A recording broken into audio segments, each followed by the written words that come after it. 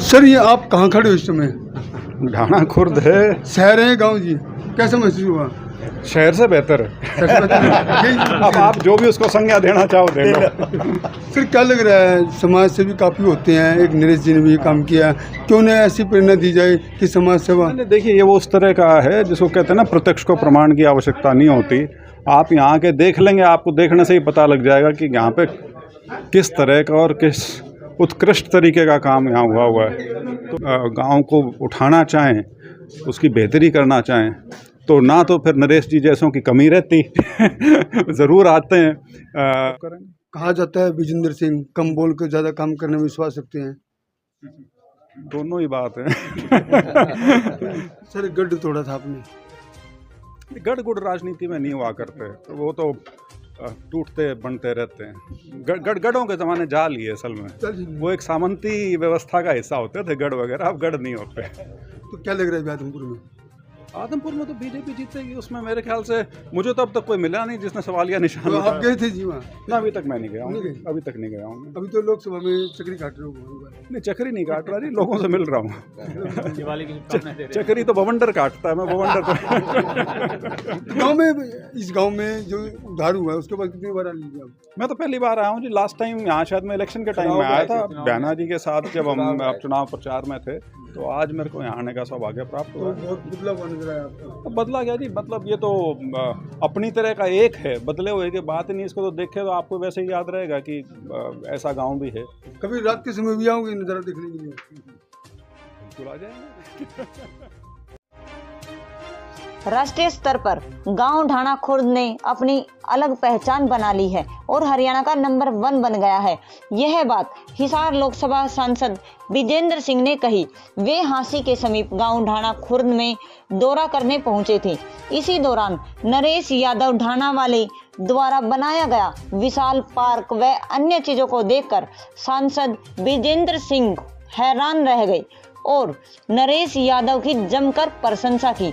देखिए एक रिपोर्ट, आदमपुर चुनाव को लेकर क्या बोले।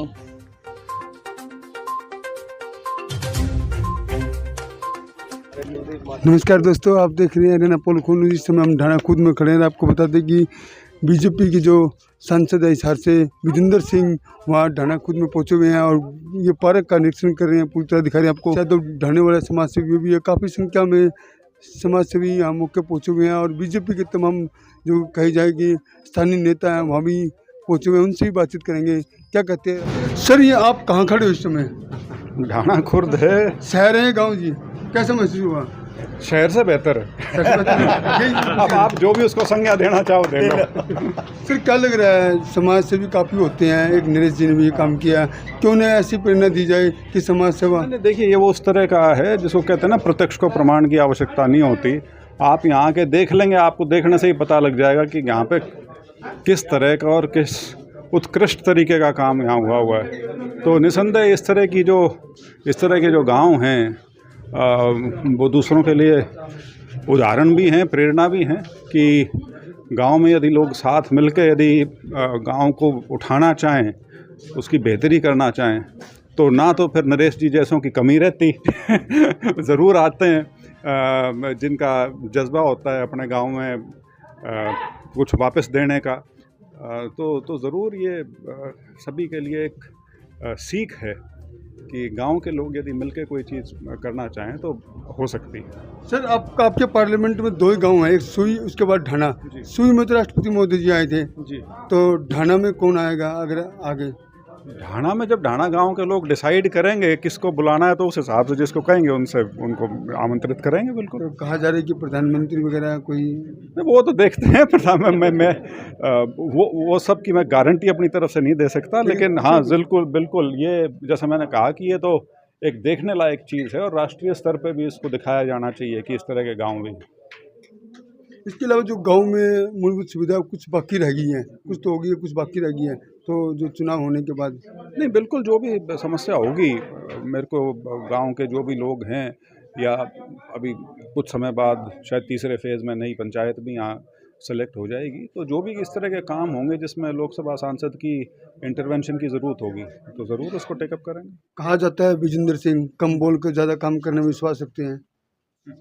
दोनों ही बात है।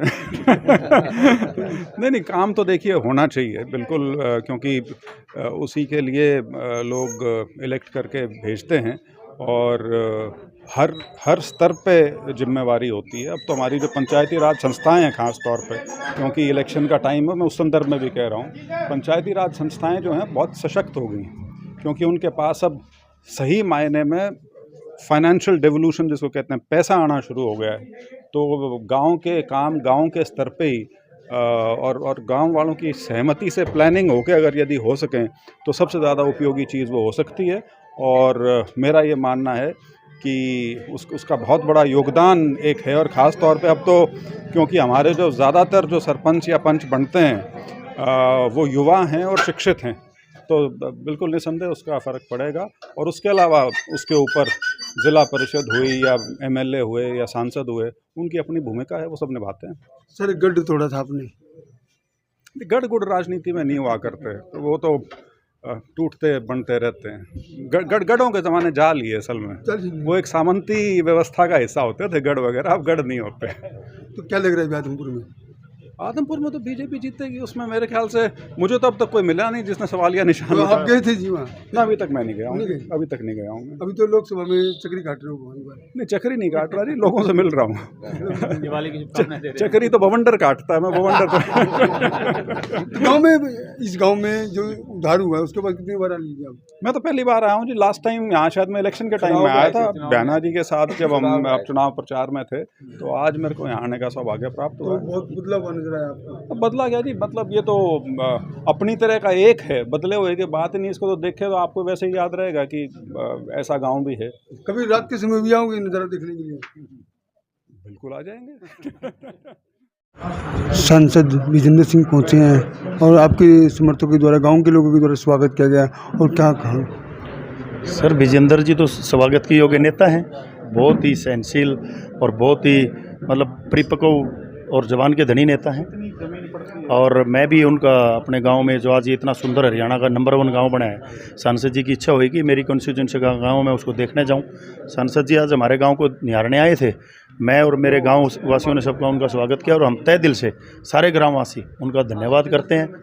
और जैसा कि सांसद जी ने कहा है कि जो हमारे इसके चुनाव हैं पंचायत के चुनाव के बाद हम सांसद जी से मिलेंगे, और जो भी हमारी मांगे हैं, जैसे ढाणा खुर्द एक बहुत ही हरियाणा का नंबर 1 गांव बनने जा रहा है, तो उसके अंदर हमारी एक स्टेशन की, रेलवे स्टेशन की डिमांड है, वो हम सांसद जी के सामने रखेंगे। अभी पंचायत चुनाव है, सांसद जी को घोषणा नहीं कर सकते, तो जैसे ही चुनाव हो जाएंगे, हमारी पंचायत का नया गठन हो जाएगा, सांसद जी से हम बात करेंगे। और हमारी कोशिश है कि सांसद जी के माध्यम से हम प्रधानमंत्री को बुलाने की यहाँ हमारी इच्छा रहेगी कि एक देश के लिए मॉडल साबित होने जा रहा है ये गाँव।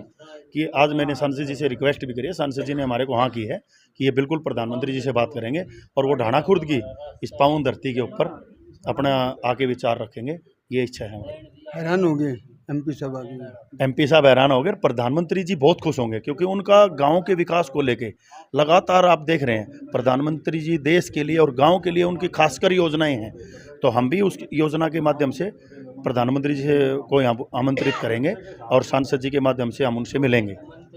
विजेंद्र सिंह के लोकसभा में 2 गांव का नाम चर्चा में है। सुई के बाद आता है ढाणा। ढाणा भी बहुत तरक्की कर गया है हरियाणा में। मैं तो ये कह रहा हूँ, सुई गांव में जो है वो भी बहुत अच्छा है। मैं तो कहता हूँ गांव के जितने भी शहर और गांव के सभ्य और समाज सेवी लोग हैं, जिनकी भगवान ने तरक्की सुनी है, उन सबको इस विकास कार्यों में आगे आना चाहिए, और ये एक साबित करके दिखाना चाहिए कि जो भी गांव के अंदर विकास कार्य चल रहे हैं, उन सबको साथ लेके, पूरे गांव को साथ लेके।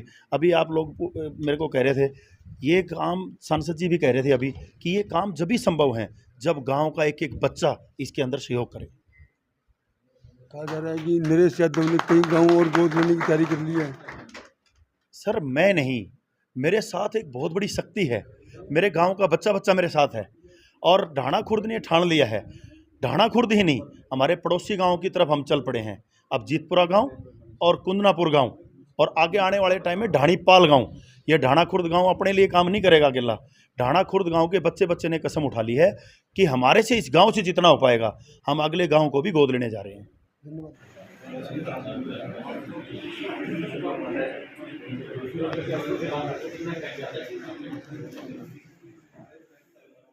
नमस्कार दोस्तों, मैं दिल्ली से रानी बोल रही हूँ और हरियाणा पोल खोल न्यूज़ चैनल बहुत ही अच्छा चैनल है।